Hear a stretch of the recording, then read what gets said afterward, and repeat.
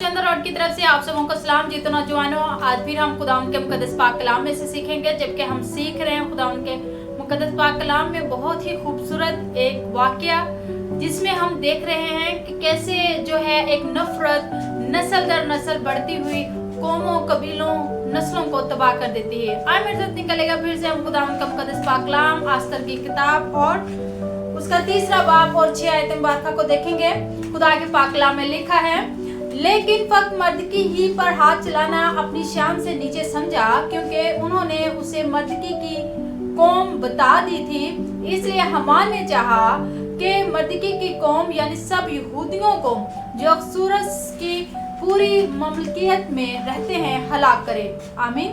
मेरे अजीज नौजवानों, यहाँ पर हम देखते हैं कि ये जो वाकया है हमें वो याद दिला रहा है, जैसे कि हमने बात की है अमालिकियों के बारे में, बात की है कि कैसे अमालिकियों ने इसराइल पर हमला किया, कैसे ये दुश्मनी नस्ल दर नस्ल चलती आए और कैसे एक नाफरमानी साउल, लास्ट हमने वीडियो में देखा, तीसरी वीडियो जो हमारी थी उसमें हमने देखा था कि साउल को जब खुदा ने एक हुक्म दिया था कि जाओ और सारी कौम अमालिकियों को खत्म कर दो, लेकिन उसने क्या किया, उसने खुदा की पूरी मुकम्मल बात को पूरा ना किया, बल्कि अपनी मर्जी की और अजाज बादशाह को छोड़ दिया।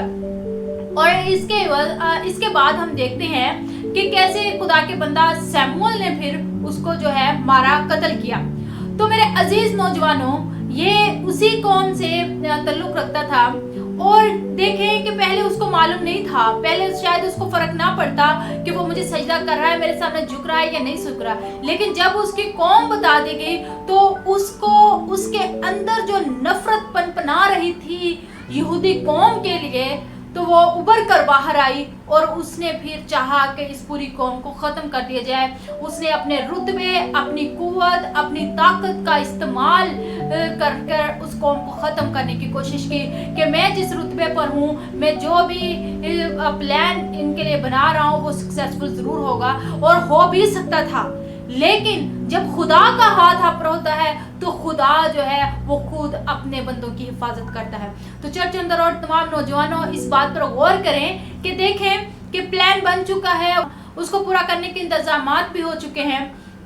और उसने क्या किया था, उसने मर्दकी के लिए एक, अगर आप किसी के लिए अपने अंदर नफरत रखते हैं, गुस्सा रखते हैं, तो आप ये ना कहें कि आप उसको तबाह बर्बाद कर देंगे, बल्कि उस नफरत से, उस गुस्से से आप किसी को तबाह बर्बाद तो करेंगे, लेकिन आप खुद भी तबाह बर्बाद हो जाएंगे।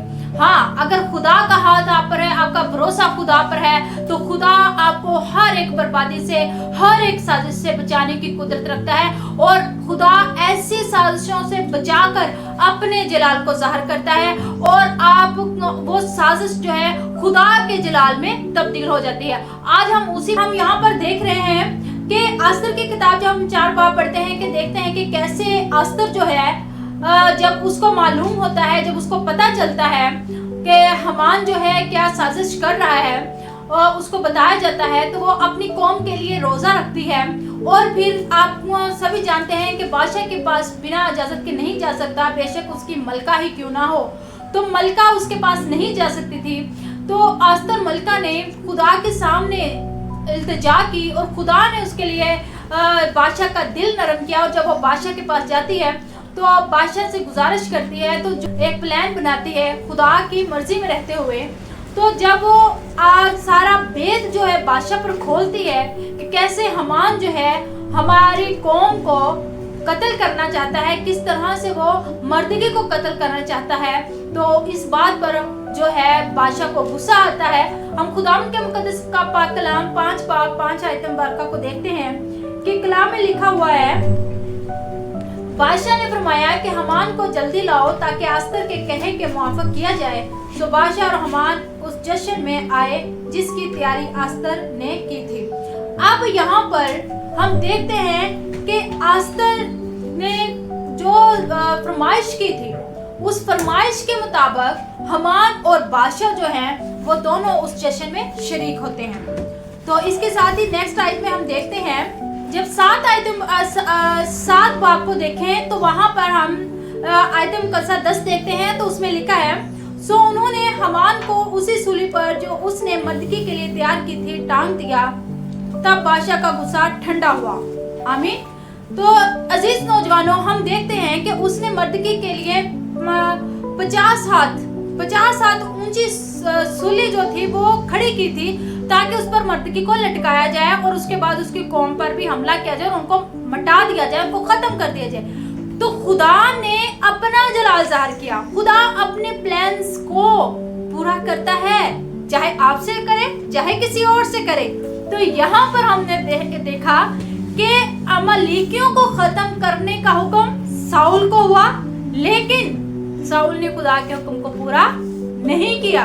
तो यहाँ पर आके खुदा आस्तर को इस्तेमाल करता है। बेशक यहाँ पर आस्तर कौम यहूदा के लिए कर रही है, लेकिन यहाँ पर वो जो प्लान है जो अभी पूरा नहीं हुआ था, साउल ने उस वक्त उसको कंप्लीट नहीं किया था, उसको आस्तर ने कंप्लीट किया खुदा के फजल से। और यहाँ पर खुदा का जलाल ज़ाहिर हुआ कि खुदा अपने बंदों की हिफाजत करता है।